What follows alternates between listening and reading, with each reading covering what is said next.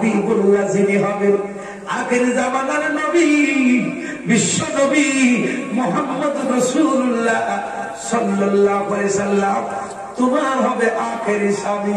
তুমি যতই বড় বিবাহ করবো না, আখেরি জামানার পয়গম্বর মুহাম্মদ রাসূলুল্লাহ আর কাছে তোমার জীবন কাটবে।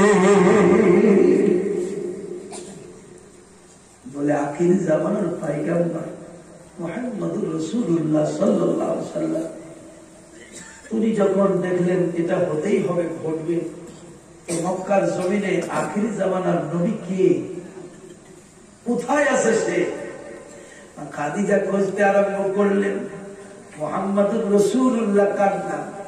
মক্কার জমিনে তখন নবী রাসূল বলেন নাই, তখন বলেন নাই আমি খাতামান নবী, তখন বলেননি নবী লা ইলাহা ইল্লাল্লাহ মুহাম্মাদুর রাসূলুল্লাহ। আল্লাহর নবীকে তখন মানুষ জানতো শুধু আমিন বলে, নবীকে মুহাম্মদ বলে জানতো, মুহাম্মাদুর রাসূলুল্লাহ বলে জানতো না। মা খাদিজা আল্লাহর হাবিবের দিকে লক্ষ্য করে দেখতে শুরু করলেন, বলে আখেরি জামানার পয়গম্বর যিনি হবেন তিনি অন্য কেউ নয় গো, সে তো আমার বাড়িতেই আছে। এই মনে হয় এমন একটা দিন আসবে এই মুহাম্মদ থেকে মুহাম্মদুর রাসূলুল্লাহ হয়ে যাবে। আজকে মুহাম্মদ বলতেছে, আগামীকাল মুহাম্মদ রাসূলুল্লাহ বলবে, তার কারণ মুহাম্মদের চলা আলাদা, মুহাম্মদের বলা আলাদা, মুহাম্মদের জীবন টোটালে আলাদা। আমি নজর করে দেখেছি মুহাম্মদ যে রাস্তা দিয়ে হেঁটে গেছে, আকাশের আপনার কি বলে মেঘগুলো ছায়া করতে করতে নিয়ে গেছে, অলৌকিক আশ্চর্য ঘটনা দেখেছি, ব্যবসা বাণিজ্যের লাভ দেখেছি। এইভাবে করে করে বুঝতে বাকি রইল না আখিরি জামানার পয়গম্বর যিনি তিনি হচ্ছেন মুহাম্মদ সাল্লাল্লাহু আলাইহি সাল্লাম, তিনার ঘরেই বসবাস করতেছে। তাই বাবাজি ভাবনা চিন্তা করে বুঝে নিয়েছেন আখিরি জামানার নবীর যদি আমি বিবি হতে পারি, এ জগৎ আমার ধন্য, পরজগৎ আমার ধন্য হয়ে যাবে। আমি সব হারা হয়েছি মুর্শিদ তোমায় না চিনে, তোমার সেদিন দুনিয়া সবই পাওয়া যায় তোমারিয়াকে চাহনে। কামেল মুর্শিদের বাবা যে কথা মোতাবেক জীবন ধারণ করুন। জীবন যদি সুন্দর করতে হয়, জীবন যদি ভালোভাবে চালাতে হয়, এরপরই বাবাজি মুর্শিদ মেনে চলবে না। আর মুর্শিদ যার আছে তার পারাপারের ভয় থাকবে না। মানুষকে মানুষ বানাতে আরে পীর পয়গম্বর এ মহিতে পাঠাইলেন তাকে যাতে মানুষ কি মানুষ হওয়া চায়। ওগো খোদা কে জানাবে তোমার পরিচয়। মা খাদিজা বলছেন না পিসা বলেন আমার হয়ে একটু উকালতি কর, আমার হয়ে একটু তুই বল। আমি বললে কেমন হয়? আমি এই বয়সের মেয়ে আর যুবক মোহাম্মদ 25 বছরের, আমার বলতে কেমন লাগতেছে, তুই একটু বল। বলে কি বলবো? আব্দুল্লাহ ছেলে মোহাম্মদ যে বাড়িতে তুমি চাকরি করো, তুমি তো জানো তার নাম খাদিজা বলে, আমার পরিচয়টা লুকাবি না। মায়েরা বোনেরা বাবা জীবন যদি মেয়ের একবার বিবাহ হয়ে থাকে লুকাবার চেষ্টা করবেন না। এই লুকিয়ে দেখা যাবে, লুকিয়ে কতদিন থাকবে, কিছুদিন পরে আবার ছাড় হয়ে যাবে। দস্তুরটি যেটা আছে সেটা বলুন, যদি ইচ্ছা হয় আপনার সঙ্গে আসবে, ইচ্ছা না হলে চলে যাবে। এই দস্তুরটি গুলোকে ভরে রেখে যদি মধুর সম্পর্ক তৈরি করতে চান, এই মধুর সম্পর্ক কিন্তু তৈরি হবে না, সেটা জাহান্নামের আগুন তৈরি হয়ে যাবে। মা খাদিজা বলছেন নাফিসা গো ছুপিয়ে রাখবা না, 3 বার বিবাহ হয়েছে বলবা, 2-4টে ছেলে আছে তুমি বলবা, স্বামী মারা গেছে বলবা, আমার বয়স 40 তুমি লুকিয়ে রাখবা। যদি এতে মোহাম্মদ আমাকে স্ত্রীর রূপে গ্রহণ করতে চায়, আমি তাকে স্বামী রূপে গ্রহণ করব। দুনিয়ার বহু মানুষ আমাকে এই অবস্থায় বিবাহ করতে চেয়েছি, আমি কারো কথাই রাজি হইনি। আমার তরফ থেকেই প্রস্তাব পাঠাচ্ছি। নাফিসা ঠিকভাবে বলবে কি বলবে না, মনে বাবাজি ডাউট খেল। মা খাদিজা নাফিসাকে সঙ্গে নিয়ে আল্লাহর হাবিবকে যেন কথাগুলো নিজেই বলতে লাগলে, আমার এই কন্ডিশন, তুমি কি বলো? আল্লাহর হাবিব বলছেন ঠিক আছে। পছন্দ হলেই বাবাজি কবুল করবেন না ভাইরা, যাদের বিবাহ হয়নি তাদেরকে বলছে, পছন্দ আছে মা বাবাকে বলো, গার্জেনকে বলো, এগুলো উচিত। তা না হলে দেখা গেল কোথা থেকে কি জি ধরে নিয়ে গেলে বাবা, এরকম আছে এ গ্রামে হয়তো নাই। খবরদার, জীবন বড়, সঙ্গিনী এমন বাসো যেন দুঃখে সুখে স্মরণে স্বপনে সব সময় তোমার কাজে লাগে, ইহ জগৎ বড় জগতেও যেন কাজে লাগে, এমন সঙ্গিনী খুঁজো। তাহলে এমন কিছু ধরে নিয়ে আসলো, কিছুদিন থাকলো, তারপরে ওকে এমন ভাবে জেলের হাওয়া খাওয়ালো রে বা, এখন ভিজা মাটি যা আছে বেঁচে এখন উদ্ধার। এরকম আছে না? না, খবরদার, জীবন সঙ্গিনী কেমন হওয়া দরকার আমার নবীজির কাছে শিখে যাও, আর খাদিজার কাছে শিখে নাও। আল্লাহর হাবিব বলছেন ঠিক আছে, আমার বাপ নাই দাদা নাই ঠিক আছে, কিন্তু আমার চাচার অধীনে আমি আছি।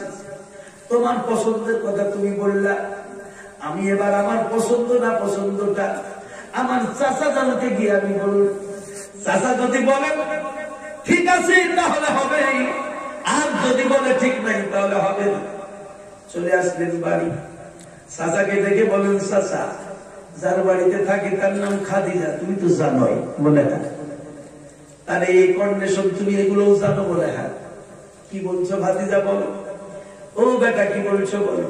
আল্লাহর নবী বলেন, চাচা গো, জেনে শুনে ওই বাড়ির মালিক খাদিজা তোমার ভাতিজা 25 বছর বয়সের যুবককে 40 বছরের মহিলাটা বিবাহের অফার দিয়েছে। তুমি কি বলেছো বাপ?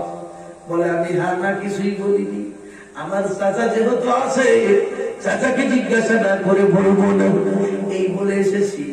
আল্লাহ নবীকে যেন সান্ত্বনা দিয়ে বলছেন, চাচা বলে একটু দাঁড়াও, তুমি যখন কিছুই বলনি আমাকে একটু ভাবনা চিন্তা করতে দাও। কিছুক্ষণ ভাবনা চিন্তা করে আবু তালিব বলছেন, মুহাম্মদ, খাদিজার বয়স যদি 40 হয় গো, আমি তোমার দিকে তাকাইয়া নজর করে দেখি আমি আবু তালিব হয়তো বেশি দিন বাঁচব না, দাদু চলে গেছে, বাপ নাই পৃথিবীর জমিনে, যার মা নাই, যার বাপ নাই রে, তার মতো অসহায় জগতের বুকে আর কেউ হয় না। আবু তালিব নবীকে ভালোবাসে, বলে বাবা মুহাম্মদ, আমার বয়স হয়ে আসছে, কবে হয়তো চলে যেতে হবে। আমি নজর করে দেখলাম খাদিজার মতো উপযুক্ত এই মহিলা স্ত্রী রূপে তোমার পাশে যদি থাকে গো, তোমার সুখে দুঃখে খাদিজা তোমাকে বুঝবে। আমার মা বোনেরা, বাবা জীবনেরা, বিবি খাদিজাকে নবীজি জীবনে কোনদিন ভুলেননি। আমার আল্লাহ 40 বছরের বয়স্কা মা খাদিজাকে আমার নবীজির কারণে 16 থেকে 18 বছরের যুবতীর দেহ গঠন যেমন হয়, আমার মা খাদিজা পুনরায় যৌবন ফিরে পেয়েছিলেন। বাবারা, আল্লাহর কোরআনে আল্লাহ বলেছেন, হুন্না লিবাসুল লাকুম ওয়া আনতুম লিবাসুল লাহুন্না। পোশাক, কোরআন পড়ুন, জীবন তৈরি করুন। বিবি ওই মাঠের জমি নয়, কিছু কিছু নালায়েক বলে কি জানেন, বলে কোরআনে বলেছে নারীদেরকে জমি সমতুল্য, মানে তুমি যেদিকে খুশি সেদিকে তোমার মন মতো না বলতে, তোমার জমি কোন দিকে চষবে তোমার ব্যাপার, এইভাবে বোঝে। আস্তাগফিরুল্লাহ পড়ে, ওইভাবে নয়। কোরআন বুঝেন, স্বামী স্ত্রীর জীবন বুঝেন। আল্লাহ পাক কোরআনে বলেছেন, বান্দারে পুরুষ জাতি তোমাদের জন্য তোমাদের স্ত্রীগণকে আমি আল্লাহ শস্য ক্ষেতের মতো দিলাম। শস্য ক্ষেত বলা হয়েছে। শস্য ক্ষেত কাকে বলে? সব জমিকে শস্য ক্ষেত বলা হয় নাকি বলে? ভুল বলছি না ঠিক বলছি? সব জমিকে শস্য ক্ষেত বলা হয়? রাঢ় অঞ্চলকে শস্য ক্ষেত বলে? আমাদের ওই দিকটা না, এই দিকটা বাগড়ি, তাই বলে। এদিকে যে ফসল হয় ওইদিকে কি সেই ফসল হবে? রাঢ় অঞ্চলে চলে যান, তালের গাছে বোঝায় ধান আর ধান, ধান আর ধান। কোন কোন জমিতে আলু হয়, আর কোন কোন জায়গায় এত শুকনো খটখটে, হ্যাঁ, 1 হাত ফুটতে মনে হয় 2 দিন লাগবে। 1 হাত জমি যদি তলাতে করবো ভাবেন, সেই রকম পুরুষের 2 দিন লাগবে। তাহলে ওই জমিকে শস্য ক্ষেত বলা হয় না। শস্য ক্ষেত দিয়ে মহিলাদেরকে উদাহরণ দিয়েছেন আল্লাহ। পৃথিবীর জমিনে শস্য ক্ষেতের দাম হলো বেশি, কারণ শস্য ক্ষেতে যে ফসলটা লাগানো হয় সেই ফসলটাই ফলে। রাই ফলবে, ধান ফলবে, পাট হবে। বাগান তৈরি করলে বাগান হবে। মুর্শিদাবাদের জেলা, বিশেষ করে ভগবানগোলা, লালগোলা, আপনার লালগোলা বলছি, লালবাগ, এই আশেপাশের জমিগুলো এমন এক জমি যেখানে সব রকমের আবাদ পাওয়া যায়।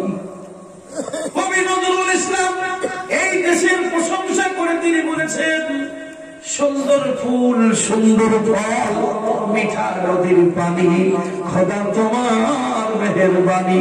তুমি কত দিলে বেতন, ভাই বিরাদার, পুত্র স্বজন, খোদা পেলে অন্ন জুগাও, খোদা পেলে অন্ন জুগাও, মানি চাই না মানি, খোদা তোমার মেহেরবানি। শস্য খাদ্যে উদাহরণ দিলেন, কারণ এই জমিতে যেমন না দামি দামি ফসল ফলে, নারীগণ হলেন সেই শস্য ক্ষেত যেখানে সুন্দর সুন্দর ফসল ফলে। যে জমিতে নবী তৈরি হয়, যে জমিতে অলি তৈরি হয়, যে জমিতে ডাক্তার, মাস্টার, জ্ঞানী, বিজ্ঞানী, আল্লাহর সর্বশ্রেষ্ঠ, সর্ব সৃষ্টির মধ্যে উত্তম সৃষ্টি যে জমিতে পাওয়া যায়, সেই জমির নাম হলো নারী জাতি। আপনি একে অবহেলা করে ব্যবহার করবেন? খবরদার। কদর যেমন শস্য ক্ষেতের হয়, অনুরূপ ভাবে নারী জাতির কদর থাকতে হবে আপনার কাছে। ওই রকম কিছু কিছু জায়গায় আছে, যদি বৌমা 2 কন্যা সন্তান জন্ম দেয়, এই বৌমাকে তখন আর মাছের ঝোলও তার ভাগ্যে জমে। এরকম আছে না? মাছের ঝোল, মানে মাছ তো দূরের কথা, ও ঝোলটুকু পায় না। বলে কেন? ও 2 কন্যা সন্তান জন্ম দিয়েছে তাই। আমার মা, যিনি শাশুড়ি যারা আছে, সাবধান হন। এই চোখ যদি আপনার হয়, কিয়ামতের মাঠে আপনি প্রস্তুতি নেন। এই দুর্ব্যবহার করার জন্য আপনার কি হতে পারে? খবরদার, খবরদার। আল্লাহর তরফ থেকে যেটা পেয়েছে, সে কন্যা হোক আর পুত্র হোক আর যাই হোক, এটা আল্লাহর রহমত পেয়েছে, এটা আল্লাহর রহমত পেয়েছে। এটা যত্ন নেন, যত্ন নিয়ে সেইভাবে মানুষ করুন। দেখবেন কন্যাটায় আপনার জীবন উজালা করে দেবে, আপনার সংসার উজালা করে দেবে। খবরদার, এইরকম অন্যায় ব্যবহার যেন কোনো বৌমার সাথে না হয়। কোন স্বামী যেন কোন স্ত্রীর উপর এরকম অত্যাচার যেন না করে। তার কারণ মা মানে হলো গর্ভ ধারণ করবে, উনি ধারণ করার ক্ষমতা রাখে। আপনি কিনলেন, ঝোলাতে রাখলেন, এখন আপনি ঝোলাতে রেখেছেন আম, আর আপনি বলছেন আপেল বের করবো, হয়? রেখেছেন তো আপনি, তাহলে ঝোলাতে যেটা রেখেছেন আপেল যদি দিয়ে থাকেন তো আপেল বের হবে, আম যদি দিয়ে থাকেন তো আম বের হবে। তার কারণ আল্লাহর কোরআনের মধ্যে লেখা আছে না ফালিয়ানজুরিল ইনসানু মিম্মা খুলিকা মিন মাইন দাফিক ইয়াখরুজু মিন বাইনিস সুলবি ওয়াত তারাইব। এই আয়াতটার ব্যাখ্যা লালন ফকিরের কাছে একটু শুনেন, একটু মহব্বতে দরুদ শরীফ আল্লাহুম্মা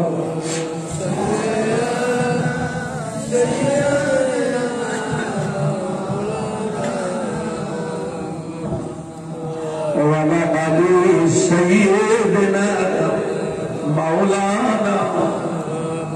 মায়ের এক ফোঁটা দুধের ঋণ শোধ হবে না কোনদিন, মায়ের এক ফোঁটা দুধের ঋণ শোধ হবে না কোনদিন। জন্ম জন্মান্তরে করলে সাধনা দরদিনী সোহাগিনী মা, মাগো দরদিনী সোহাগিনী মা। লালন যা বলেছে বুঝার শক্তি নাই মানুষের, সবারই পাল্লায় পড়বে না।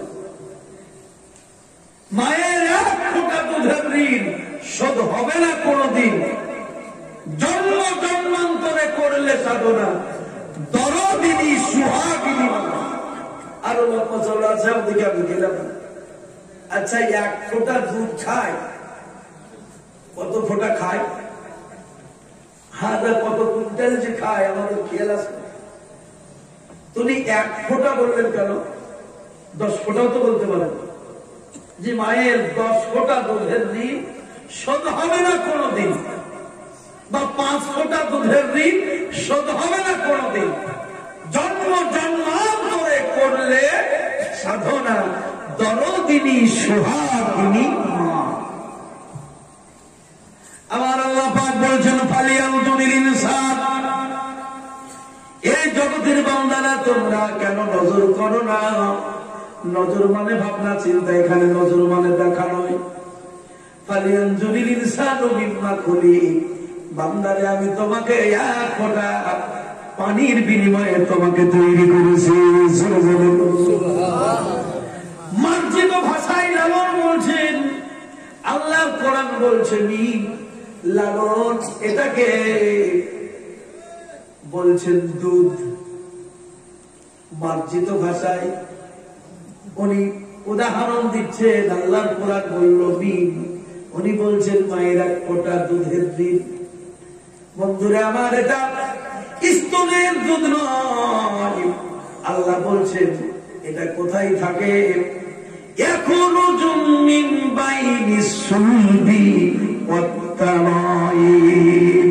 আল্লাহ বলছেন এ বান্দা বান্দীরা, এই লিঙ্কটা থাকে নারীদের বক্ষস্থলে, বুকে, আর পুরুষদের থাকে পিঠে। সাধারণত আরো ব্যাখ্যা আছে, এই মিম মানুষের মাথায় থাকে, মগজে, মগজ থেকে পিঠে আসে, পিঠ থেকে তারপর তখন সে পৃথিবীর জমিনে আসে। মনে করবে কথায়, সব কথা খুলে খুলে বলতে পারবো না, মা বোনেরা আছেন, সবাই আছেন, ইঙ্গিতি ছাড়াতে সবকিছু বোঝার চেষ্টা করবেন। আমার ভাইরা, আমার মা বোনেরা, এবার আপনি বলুন, আমি সেই দিন দেখলাম একটা উক্তি এই আপনার মোবাইলের মাধ্যমে, মানুষ যখন নারী পুরুষ একত্রিত হয়, তার দেহ থেকে এই যে এক ফোঁটা পানি, এই পানিতে বলছে প্রায় 40 লক্ষ কোটি মতো, মনে করুন 40,000, কেউ বলছেন 40,000, আমি কোটি বাদ দিলাম, 40,000। এটাই যদি হয়, 1 ফোঁটা পানির মধ্যে 40,000 বা 40 লক্ষ কীট থাকে। যখনই বাবা পিঠ থেকে মনে করুন এই পানি বের হয়, ওই কীটগুলো তখন মায়ের দেহে যেখানে সন্তান জন্ম নেয় ওই জায়গাটাকে ফলো করে এই কীটগুলো তখন আপনার দৌড়াতে থাকে, কম্পিটিশন চালু হয়ে যায়, দৌড়াতে থাকে। এই 40,000 বা 40 লক্ষকে অতিক্রম করে মায়ের দেহের কাছে যে আগে পৌঁছাতে পারে সেই হলেন আপনি আর আমি। বুঝাতে পারলাম? সেই হচ্ছেন আপনি আমি। আমার মা, আপনার মা এবার আপনার জন্য কত কিছু ছেড়ে দেয়। ছেলের কারণে মায়ের খাবার উঠে যায়, ঘুম উঠে যায়, আরাম উঠে যায়। আমার বাবারা, আমার মা বোনেরা, আমি বলবো এই মাকে দুঃখ দিলে আল্লাহ রাসূল নারাজ হয়ে যায়। পৃথিবীর এমন কোন ইবাদত নাই যে ইবাদত করলে হজের সওয়াব পাওয়া যায়।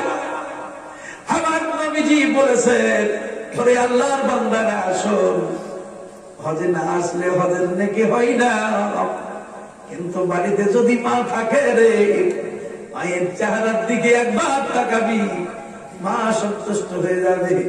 আমার আল্লাহ পাক এত খুশি হয়ে যাবে, এত খুশি হয়ে যাবে, তোর আমল নামায় নামাজের নেকি নয়, গানের নেকি নয়।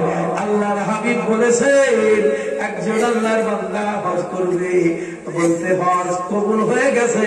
আল্লাহর নবী বলছেন, মাকবুল হজের নেকি একবার মা চেহারা দর্শন করলে তোমার আমল নামায় লিখে দেওয়া হবে। ওয়াজগুলো আমরা শুনি, কিন্তু পালন করার সময় আমরা করি না। তাই কবি বলছেন, মায়ের 1 ফোঁটা দুধের ঋণ শোধ হবে না কোনো দিন, জন্ম জন্মান্তরে করলে সাধনা, দরদিনী সোহাগিনী মা। এই ফোঁটা দিন শোধ করতে পারবেন? আপনি দুধ খেতেও পারেন, না খেতেও পারেন। তার কারণ কত মা সন্তান জন্ম দিতে গিয়ে শহীদ হয়ে যায়, তাহলে সে ছেলে তো মায়ের স্তনের দুধ পায় না। তাহলে এই দুধটা তাহলে এই সাথীর দুধ নয়, এই দুধ হলো সেই দুধ যে দুধের কারণে আপনার আমার দেহ তৈরি হয়েছে। তো কবি বলছেন, তুমি 1000 বার যদি জন্ম নাও, মায়ের ওই 1 ফোঁটা তুমি ঋণ শোধ করতে পারবে না। ভাইরা, মা বোনেরা আমার, খুব সাবধান। তো কোন জায়গায় ছিলাম? একটু মুহাম্মদে দরুদ শরীফ আল্লাহুম্মা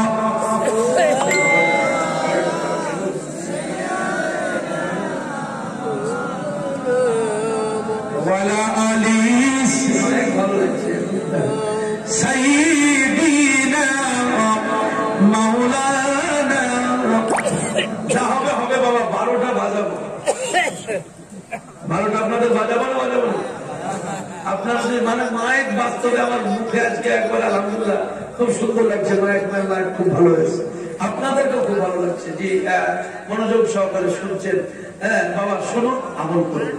বাবা 12টা ইনশাআল্লাহ সবার 12টা বেজে যাবে, জালসার 12টা বেজে যাবে।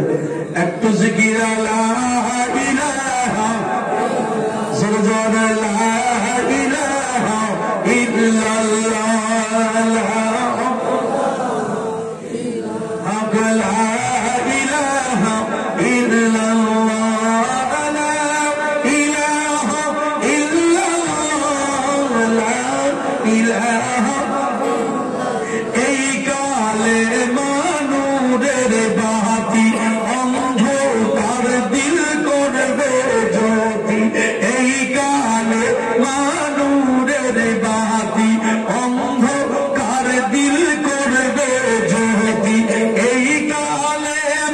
ভুল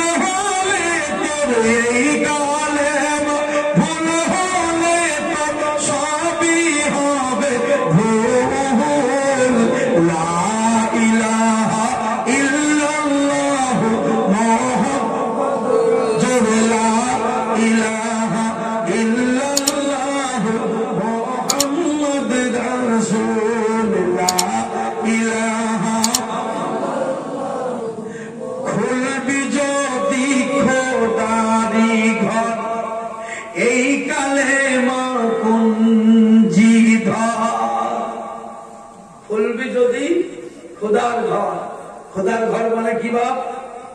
মসজিদ, তাই তো? তো ওখানে যে কলমা পড়েন তো দরজা খুলছে কি?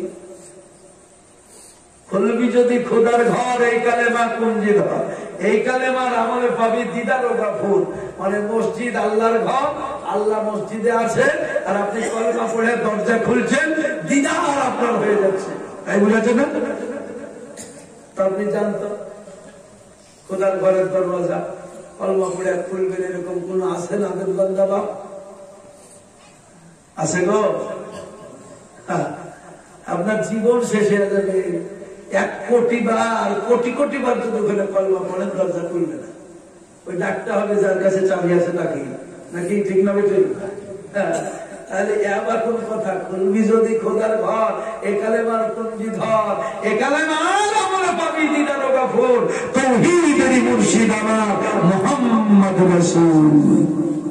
এটাকে বোঝা লাগবে না? ঘরখানা কোথায় আছে? অন্তরে।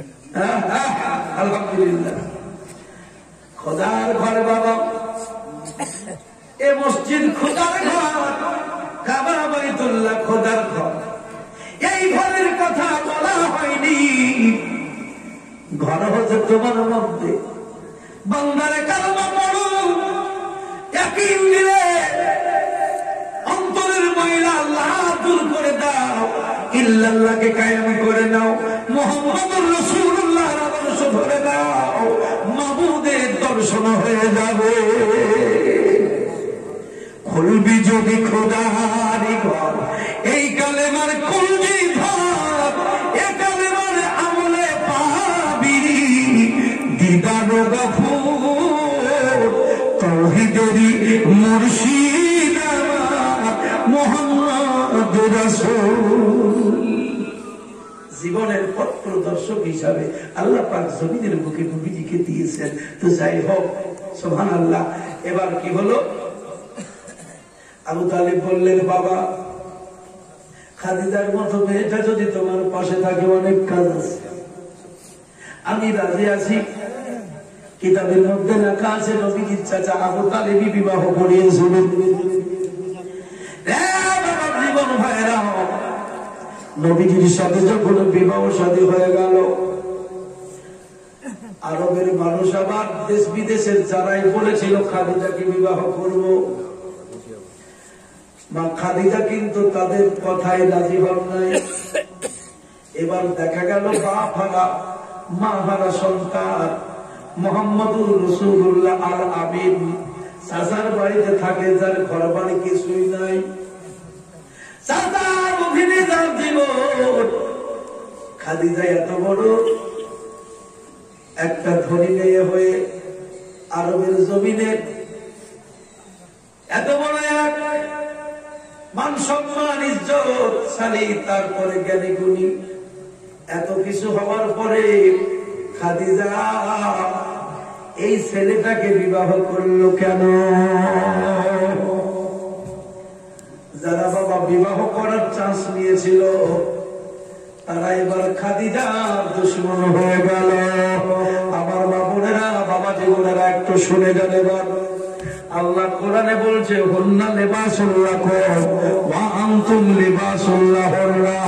ওরে আমার বান্দা বান্দিরা, তোমরা শোনো, তোমাদের স্বামী স্ত্রী যারা তোমরা, তোমাদের উদাহরণ আমি আল্লাহ একটা পোশাক দিয়ে দিলাম।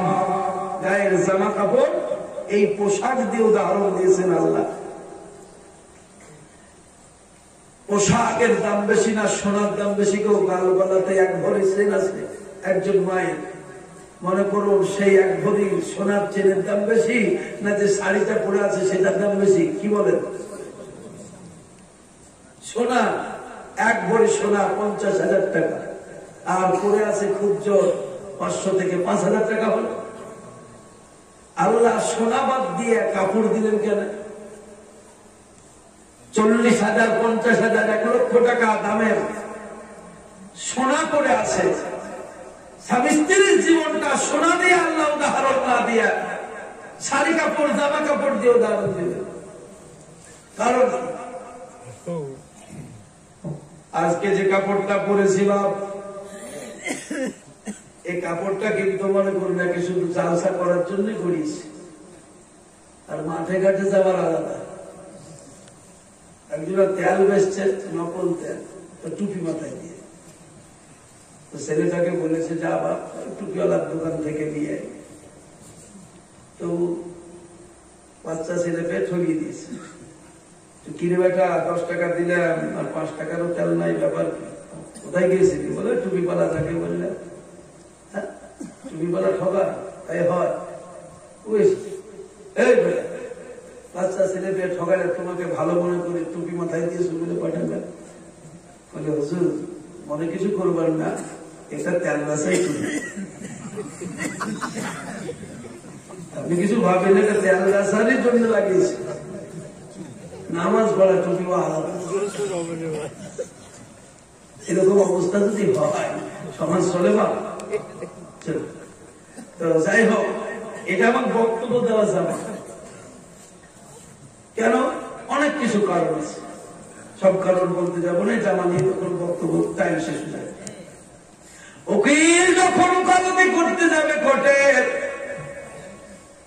বাইরে যখন থাকবে তখন এক বেশ, ভিতরে যখন হাকিমের সামনে জেরা করবে তখন আলখাল লাগাই দিতে হয় না, হয় না? এ বাবারা, বোঝা গেল পোশাকের একটা দাম রয়েছে।